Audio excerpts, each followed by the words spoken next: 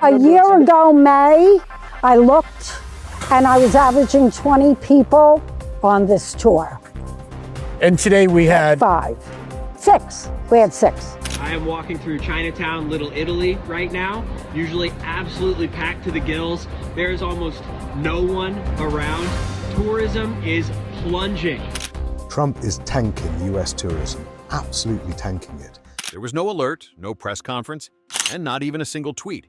Yet in the early weeks of 2025, Canada quietly executed a move that caught the United States completely off guard by silently cutting off its flow of tourists. The impact was immediate and jarring. In February alone, the number of vehicles crossing from Canada into the US plummeted by 40%, a staggering collapse that emptied out highways, stalled hotel bookings, and disrupted the economic heartbeat of entire regions. Without warning, millions of Canadian travelers simply stopped showing up. In Florida, beaches that once bustled with visitors turned unusually quiet. California rushed to roll out emergency discounts and ad campaigns to fill empty rooms. In New York, international arrivals dropped so sharply that even the city's biggest hotels reported occupancy below 50%. Meanwhile, Texas and Michigan states heavily reliant on cross-border commerce and tourism were left scrambling to contain the economic fallout. What's most alarming isn't just the scale of the disappearance, but the way it happened. No public declaration, no televised dispute, no visible standoff, just a sudden absence that speaks louder than any official sanction. So, what exactly triggered this retreat? Why are 5 of America's largest and most economically vital states losing their most reliable neighbor and customer? One that had for decades been seen as a friendly constant. And more importantly, what did Canada do, and why is no one talking about it? As the U.S. entered the first quarter of 2025, 5 of its most tourism-reliant states began facing a crisis that wasn't caused by natural disaster, civil unrest, or a global recession. It came instead in silence through canceled bookings, empty highways, and vanishing visitors. Canada, once the most predictable and friendly source of international tourism, appeared to quietly step away. And in doing so, it delivered a blow that reverberated through cities, coastlines, and border towns from California to Florida. It began with California, long viewed by Canadian travelers as a dream destination during the colder months. From the bustling streets of Los Angeles to the laid-back coastline of San Diego, California had always benefited from a steady stream of Canadian tourists seeking sunshine entertainment and shopping. But in early 2025, that stream slowed to a trickle. Reports from hospitality groups revealed a sharp drop of up to 15.5% in Canadian visitor numbers during February and March compared to the previous year, with hotels across Southern California reporting sudden dips in occupancy. The decline sent a chill through the state's vast tourism economy, one that rippled through restaurants, tour operators, and retail districts alike. In response, California officials scrambled to launch the Welcome Canadians campaign, offering generous travel packages and advertising incentives in hopes of regaining lost ground. But even with discounts and direct appeals, the absence was hard to ignore. While California was bracing for impact, Michigan was already reeling. As a state that shares one of the busiest land borders with Canada, Michigan has always depended heavily on car-based tourism.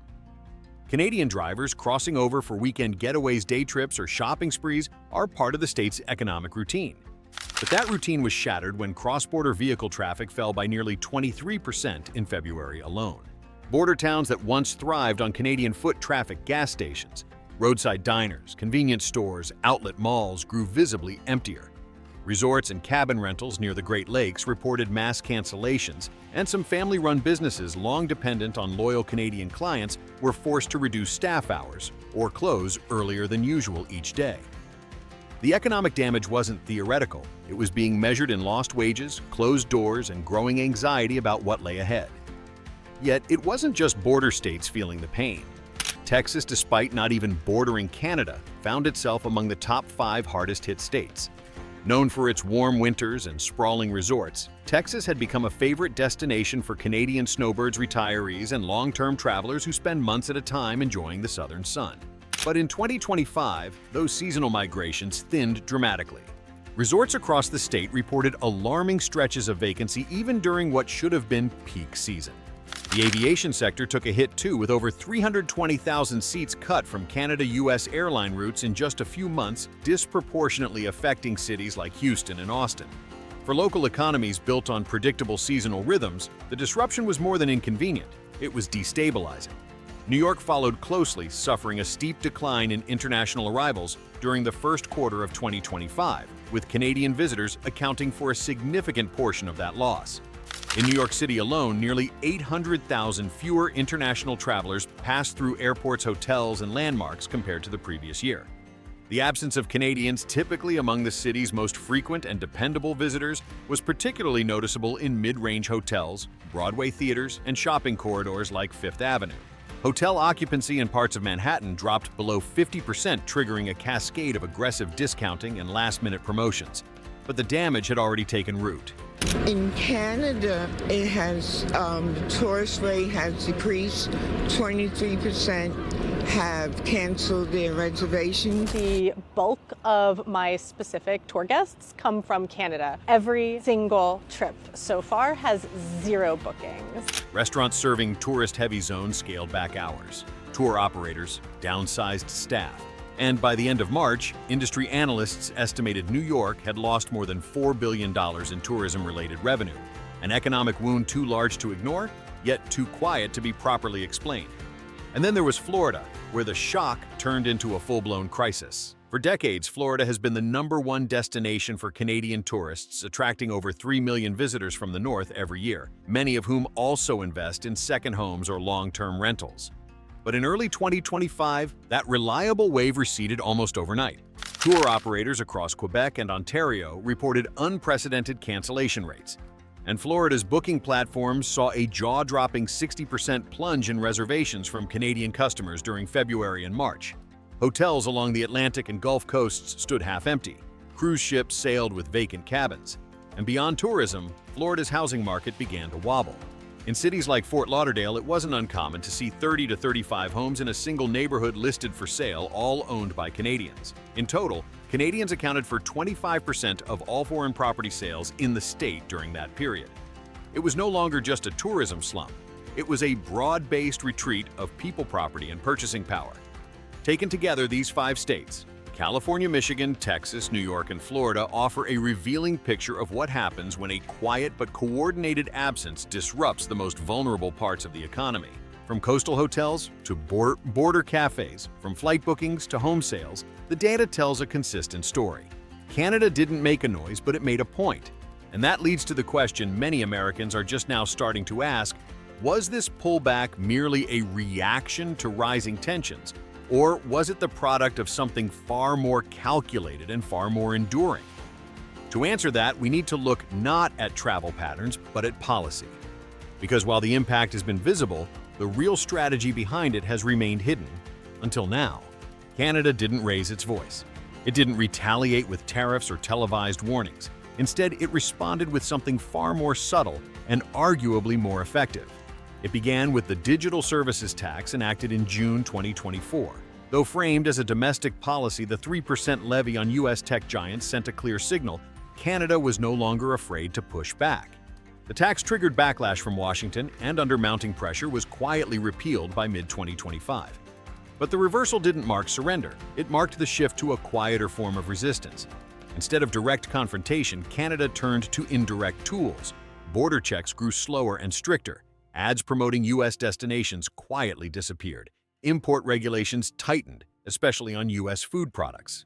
Nothing dramatic, nothing headline-worthy, but together they built an invisible barrier between the two countries. Most powerful of all was the public's response. Canadian travelers without any formal boycott began canceling trips, delaying plans, and choosing other destinations. It wasn't loud, but it was massive. Airlines cut seats, hotels sat half-empty, border towns lost their usual buzz. A travel ecosystem that once seemed untouchable began to quietly unravel. This wasn't a trade war. It was a silent withdrawal, one that struck where it hurt most: reliability, routine, and revenue. And perhaps the most unsettling part is this: it didn't require a single word. Canada never declared war. It didn't shut borders, launch tariffs, or stage a press conference. It simply passed a few laws, pulled back its marketing, and quietly walked away. No sanctions were announced. No flights were banned. Yet the impact has been unmistakable. The United States lost millions of tourists, billions in revenue, And something far less tangible, but just as important, its sense of security in a relationship that once felt unshakable. This was not a tariff dispute. It wasn't a headline-grabbing standoff. It was something far more modern and far more dangerous. It was a lesson in soft power and a warning that silence can bleed an economy dry just as effectively as open confrontation. Florida's abandoned condos, California's empty hotel rooms, Michigan's deserted border crossings, New York's shrinking visitor numbers, and Texas's grounded flights. These are just the opening chapters. They are not isolated incidents, but early signals of a broader shift. And if this quiet pullback continues, the U.S. may soon find itself losing not just tourism revenue, but trust, influence, and its most reliable customers. So here's the real question. If even Canada, America's closest and most polite neighbor, is starting to step away, who will be next? We'd love to hear your thoughts. Have you noticed signs of this quiet pullback in your own community? Do you think this could be part of something bigger, a subtle shift in how U.S. allies are responding to America's recent actions? Drop your insights in the comments below. Let's start the conversation no one else is having. And if this story made you pause or see things differently, make sure to like, subscribe, and share this video. Because sometimes the most powerful messages aren't shouted, they're delivered in silence. But in lost jobs, broken supply chains, and higher costs for families and consumers. So we ask you, was it worth it? Did this protection protect anyone or just make things worse? Let us know what you think in the comments. Should economic pain ever be the price of political strength?